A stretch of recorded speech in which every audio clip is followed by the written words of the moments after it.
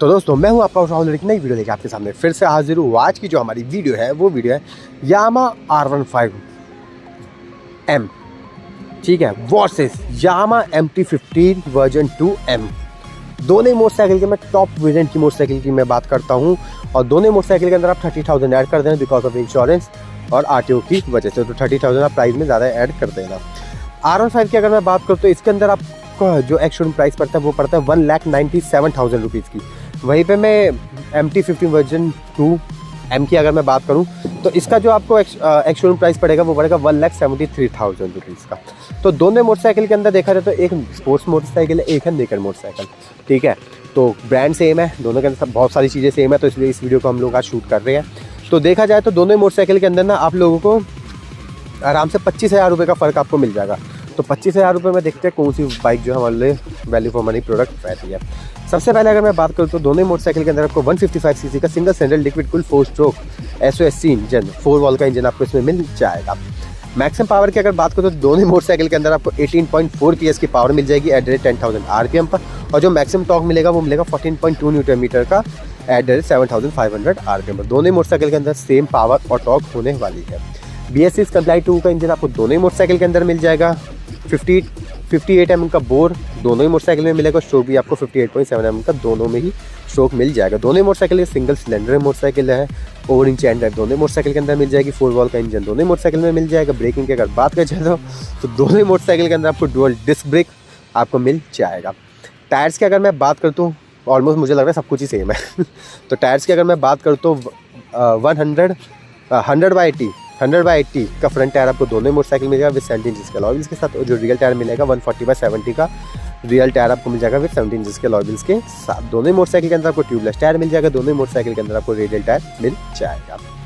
Seat height की अगर बात करें तो देखो अब यहाँ पे आपको लोगों को फर्क मिलेगा क्योंकि एक नेकेड मोटरसाइकिल है, एक है स्पोर्ट्स मोटरसाइकिल। तो R15 की आपको जो सीट हाइट मिलेगी वो मिलेगी 815 mm की सीट हाइट मिलेगी। वहीं पर अगर मैं M की बात करूँ, MT की बात करूँ तो MT के अंदर आपको 810 mm की सीट हाइट आपको मिल जाएगी। 5 mm सीट हाइट ज़्यादा जो है वो आपको R15 में मिल जाएगी।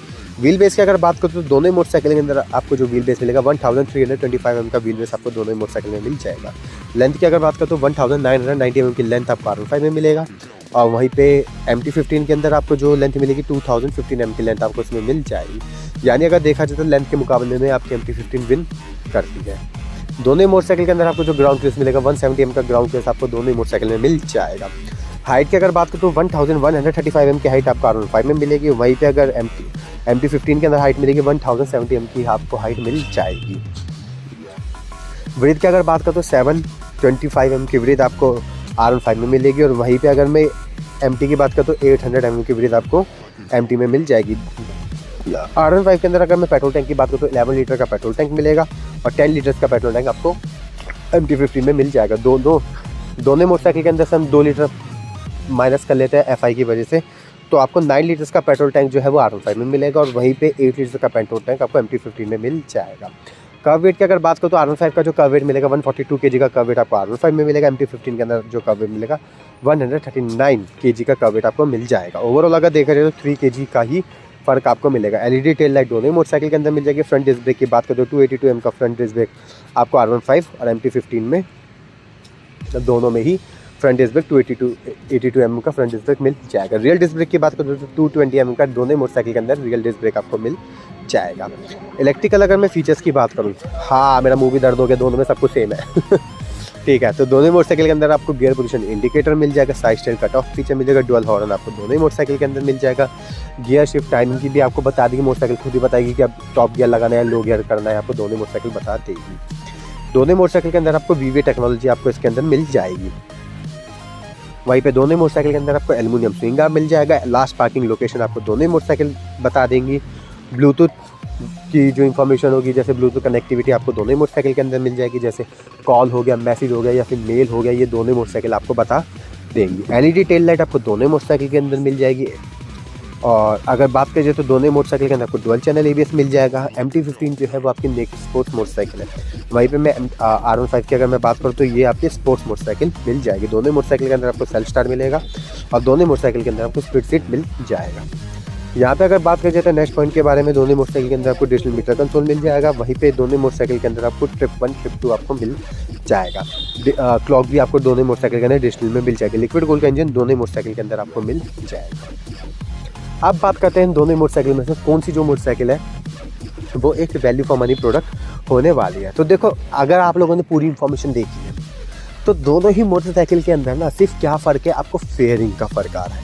यूएसडी सस्पेंशन भी दोनों मोटरसाइकिल में मिलेंगे, मोनोशॉक का सस्पेंशन आपको दोनों मोटरसाइकिल में मिल जाएंगे। एक आपकी मोटरसाइकिल जो है वो फेयरिंग है और एक जो मोटरसाइकिल है वो आपकी है नेकेड मोटरसाइकिल।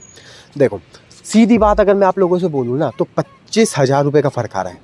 तो अगर आप लोगों का 25,000 रुपये का कम का थोड़ा बजट है, आप चाहते हो कि थोड़ा सा हमारा बजट कम है, हम R15 की नहीं ले पाएंगे, तो आप MT15 को परचेज़ कर लो। इसमें आपका फ़ायदा क्या होगा? देखो, सबसे पहला फ़ायदा ये होगा जितना आप एक्स शोरूम प्राइस R15 में दोगे उतना ही क्या आपकी MT15 ऑन रोड प्राइस में आ जाएगी। ठीक है, तो इसमें आपको सबसे पहले फ़ायदा क्या हो गया? वो आपको ये फ़ायदा हो गया कि प्राइस का। दूसरा फ़ायदा आपको इसमें क्या हो गया MT15 को परचेज़ करने के लिए? उसमें ये फ़ायदा हो गया कि अगर आप लोगों को सेम इंजन चाहिए, सेम माइलेज चाहिए, माइलेज आपको ज़्यादा चाहिए थोड़ी सी, R15 से ज़्यादा आपको MT15 माइलेज निकाल कर दे देगी। बाकी डिपेंड करता है आपकी राइडिंग स्किल के ऊपर। अगर मेरे से पर्सनली पूछते हो तो 55 का माइलेज अगर R15 निकाल रहे हैं तो 50 कम से कम 55 तो 56 या 57 का माइलेज जो है आपको MT15 निकाल कर दे देगी। क्योंकि देखो, MT15 का मैंने माइलेज टेस्ट तो नहीं करा, लेकिन मेरे एक दोस्त के पास है जहाँ पे हमारी शॉप है, उनके साथ में ही उनके बेटे के पास है। तो वो ये कहते हैं कि भाई देखो, अगर इस बाइक को हम सिंपल चलाते हैं ना तो ये आराम से 58 का माइलेज देती है, लेकिन वहीं पे अगर इस बाइक को रफ एंड टफ चलाना शुरू कर दिया तो भाई ये बाइक बिल्कुल माइलेज गिरा देती है। आप मान के चलो 40 का माइलेज निकाल के देती है। ठीक है, तो ये चीज़ तो क्या दोनों इंजन के साथ सेम ही रहने वाली है अगर रफ एंड टफ, क्योंकि दोनों मोटरसाइकिल सेम इंजन को शेयर करती है, तो यहाँ पे आप लोगों को कोई वो नहीं आने वाला।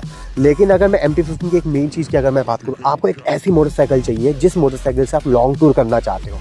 ठीक है, लॉन्ग टूर करना चाहते हो, देखो पिलियन के साथ भी आप करना चाहते हो कर सकते हो, लेकिन थोड़ा सा ना MT15 के अंदर क्या है ना, थोड़ी सीट छोटी मिलेगी आपको। अगर मैं इसके अदर कंपटीशन के मुकाबले में बात करूँ तो उनमें क्या आपको बेहतरीन सीट मिलेगी, लेकिन MT15 के अंदर क्या ना सीट आपको थोड़ा सा लगेगा कि यार थोड़ा सा सीट में कुशनिंग करवानी पड़ेगी। आपके माइंड में खुद ही आ जाएगा कि भाई पिलियन नहीं बैठ पाएगा। अगर आप फीमेल को भी बिठाओगे ना तो वो तो भाई अनकंफर्टेबल होगी, लेकिन अगर गलती से मेल बैठ गया ना वो तो बोलेगा भैया इसमें कुछ नहीं लगवा, दूसरी गाड़ी या तो दूसरी गाड़ी लेके चल। ठीक है, तो वहाँ पे आप लोगों को क्या ना, वहाँ पे आप लोगों को जो पिलियन सीट है ना उसको आपको करवाना पड़ेगा, क्योंकि यहाँ पे थोड़ा सा प्रॉब्लम है।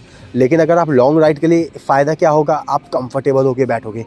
पिलियन भी अगर बैठेगा ना तो बिल्कुल कंफर्टेबल होकर बैठेगा इस मोटरसाइकिल के अंदर। MT15 की ये खास बात मुझे पर्सनली लगती है। ठीक है, बिल्कुल कंफर्टेबल होकर बैठोगे, आराम से बैठोगे। साइड पैनियर्स वगैरह भी अगर आप इस मोटरसाइकिल में इंस्टॉल कराते हो ना तो यहाँ भी आप बिल्कुल रिलैक्स होकर बैठने वाले हो। साइड की तरफ भी पैनियर वगैरह लग जाएंगे तो कंफर्टेबल होकर बिल्कुल बढ़िया तरीके से आपको लगने वाली है। बिल्कुल हाँ कि भाई एक लगेगी। ठीक है, और बिल्कुल आपकी सारी चीज़ें क्लिप टू क्लिप आपकी फिट भी हो जाएगी। लेकिन अगर मैं R15 की बात करूँ तो R15 में ये चीज़ें आप थोड़ा सा करने में दिक्कत लगी, आपको खुद ही फील होगा कि यार के जो पैनल्स है ना, क्योंकि मेरे दोस्त के पास भी पर्सनली है R15, तो उसमें पता है उसकी प्रॉब्लम क्या है? जो टेल लाइट के जो पैनल्स है ना भाई इसके बहुत बार टूट चुके हैं। वो तो कह रहा भाई मैंने दूसरे दिन ही तोड़ दिए थे। वो हमारी शॉप पे ही आके उसको हमने रिपेयर करा था। ठीक है, लेकिन रिपेयर करने के बाद फिर ही टूट गए वो, क्योंकि वो भाई क्वालिटी थोड़ी सी है ही नहीं बाइक के अंदर। इसमें क्वालिटी का थोड़ा सा इशू है तो है ही नहीं। तो वहाँ पे क्या है ना, वहाँ पे ना थोड़ा सा ना आप लोगों को लगेगा कि हाँ यार R15 के जो पिलियन का वो फाइबर की क्वालिटी है वो थोड़ी सी कमज़ोर है। ठीक है, वो चीज़ लगेगी। लेकिन MT15 में ऐसा आपको कुछ नहीं लगने वाला। MT15 एकदम मक्खन है बिल्कुल।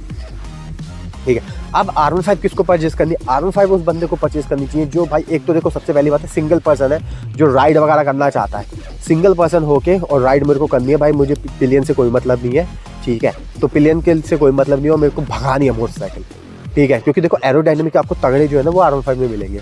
और अगर मैं R15 और MT15 की टॉप स्पीड की बात करूँ तो अगर मान के चलो R15 आपकी 145 भाग रही है टॉप स्पीड पे, तो यहीं पे आपकी MT जो है ना वो आपकी 140 जाएगी। ठीक है, यहाँ पे फ़र्क पड़ेगा क्योंकि एरोडायनेमिक जो है ना वो तगड़े आपको R15, क्योंकि फेयरिंग मोटरसाइकिल है तो फेयरिंग मोटरसाइकिल में तो पता है दोस्तों आप लोग को एरोडायनेमिक बहुत तगड़े मिलेंगे। एरोडायनेमिक कॉर्नरिंग वगैरह सब कुछ तगड़े मिलेंगे। ठीक है, तो यहाँ पे क्या है ना, टॉप स्पीड में आपकी R15 आपकी जो है वो विन कर जाएगी। अगर ओवरऑल अगर देखा जाए तो देखो R15 एक अपनी अलग सेगमेंट में मोटरसाइकिल है। देखो ऐसा है क्योंकि फेयरिंग मोटरसाइकिल है तो वहाँ पे एक अपना अलग सेगमेंट और नेकेड का एक अलग अपना सेगमेंट बनता है।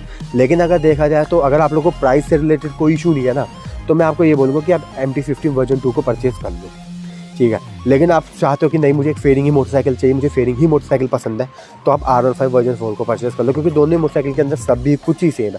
ओवरऑल देखा जाए तो 100 में से 90% जो पार्ट्स है ना, पार्ट्स कह रहा हूँ 90%, चाहे पावर की बात कर ले, चाहे डायमेंशंस की बात कर ले, ठीक है, चाहे इलेक्ट्रिकल फीचर्स की बात कर ले, तो दोनों ही मोटरसाइकिल के अंदर ए टू जेड सब कुछ सेम है, ठीक है। और आप लोगों को पता चल गया होगा। अगर पर्सनली कोई मुझसे पूछता है, ठीक है, तो मैं कौन सी बाइक परचेस करूँगा, देखो अगर मैं अपनी बात करूँ तो मेरे पास एक निकट मोटरसाइकिल है, तो मैं R15 की तरफ जाऊँगा।